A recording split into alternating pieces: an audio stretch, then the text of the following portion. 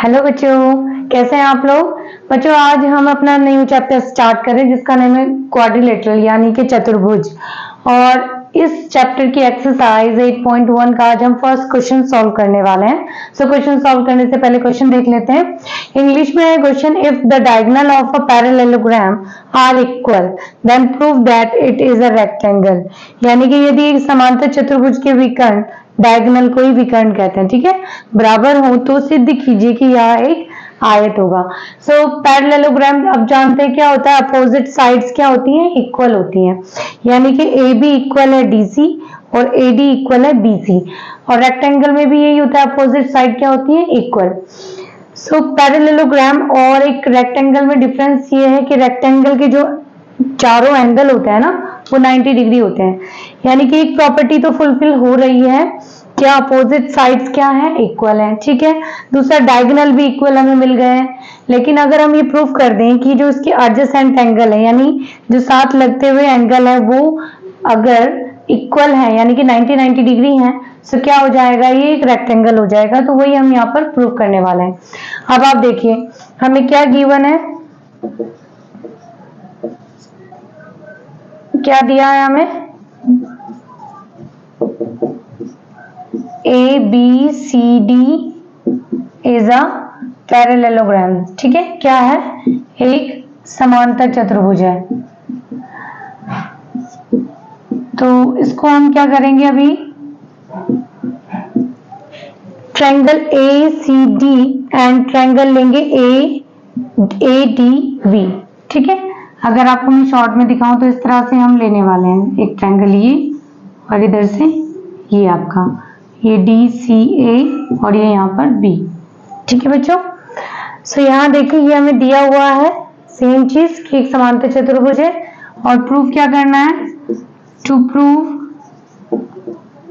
A B C D is a rectangle, ठीक है बच्चे, यानी कि क्या है, एक आयत है। सो प्रूफ करते हैं इसको।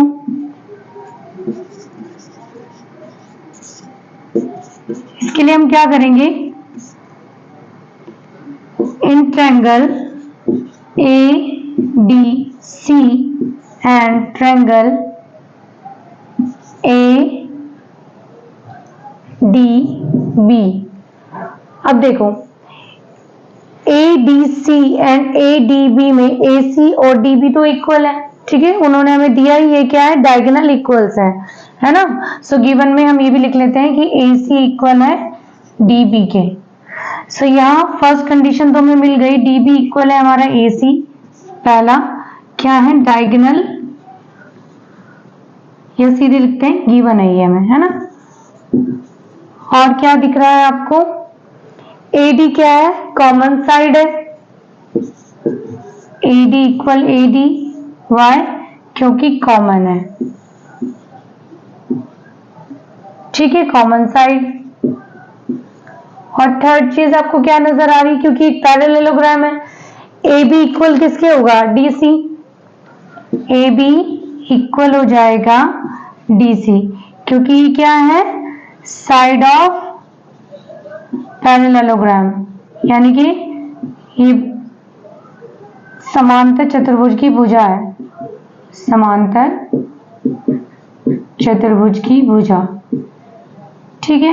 तो जैसा कि हमने कॉन्ग्रुएंसी चैप्टर में पढ़ा था, यहाँ पर तीनों साइड इक्वल हो गई हैं, तो triangle A D C equal हो जाएगा triangle A D B by S S S, ठीक है, यानी एस एस के द्वारा। हमने वहां पे 5 क्राइटेरिया देखे थे कॉन्ग्रुएंसी के, जिसमें ये हमारा एक क्राइटेरिया था, तीनों साइड इक्वल हो गई हैं, एस एस एस के थ्रू दोनों ही ट्रायंगल क्या हो गए हैं हमारे, कॉन्ग्रुएंट। सो अगर ये कॉन्ग्रुएंट हो गए हैं तो देखो आप इस ट्रायंगल में ए डी बी और ये ट्रायंगल है जो हमारा ए डी सी, इसमें हमारा ये जो ट्रायंगल है इस ट्रायंगल की क्या हो जाएगा, सीपीसीटी के थ्रू इक्वल हो जाएगा, यानी corresponding part of congruent triangle, यानी कि ट्रायंगल एंगल ए इक्वल हो जाएगा एंगल डी बाय सीपीसीटी, ठीक है।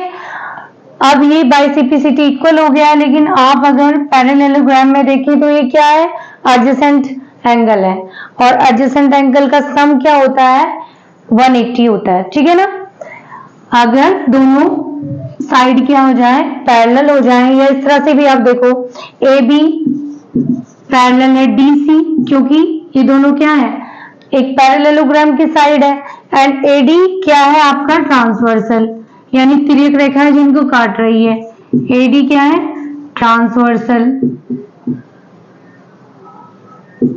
तिर्यक रेखा, ठीक है। सो क्या हमने देखा था लाइन एंड एंगल के चैप्टर में कि अगर दो साइड पैरेलल हो तीसरी उसको कट करे तो ट्रांसवर्स यानी तिर्यक रेखा के सेम साइड बनने वाले एंगल का जो सम होता है वो 180 होता है। तो हम क्या लिख सकते हैं एंगल ए प्लस एंगल डी कितना हो जाएगा 180। लेकिन अभी अभी तो हमने देखा ये दोनों क्या है, ये अपनी इक्वेशन नंबर फर्स्ट ले लो, इक्वेशन नंबर फर्स्ट हमको पता है दोनों इक्वल हैं। So angle A plus angle A लिख सकते हैं, इसको यहाँ लिख सकते हो आप फ्रॉम इक्वेशन फर्स्ट यानी कि समीकरण 1 से, है ना। सो यहाँ क्या हो जाएगा 2 एंगल ए कितना हो गया 180 और यहाँ से प्रूफ हो गया है एंगल ए क्या हो गया हमारा 90 डिग्री। और सिमिलरली हमारा एंगल डी भी क्या हो जाएगा 90 डिग्री, क्योंकि ये दोनों तो इक्वल ही थे। सो जब ये इक्वल ये आपका 90 डिग्री है तो ये भी 90 हो जाएगा, क्योंकि पैरेललोग्राम में अपोजिट एंगल क्या होता है इक्वल होते हैं। एंगल ए इक्वल है एंगल सी जो कि क्या हो जाएगा 90 डिग्री, और एंगल डी भी इक्वल है angle B. Opposite angle parallelogram में इक्वल होते हैं, तो इस तरह आप देख रहे हो चारों एंगल क्या हो गए हैं 90 डिग्री के। तो हम क्या लिख सकते हैं हैंस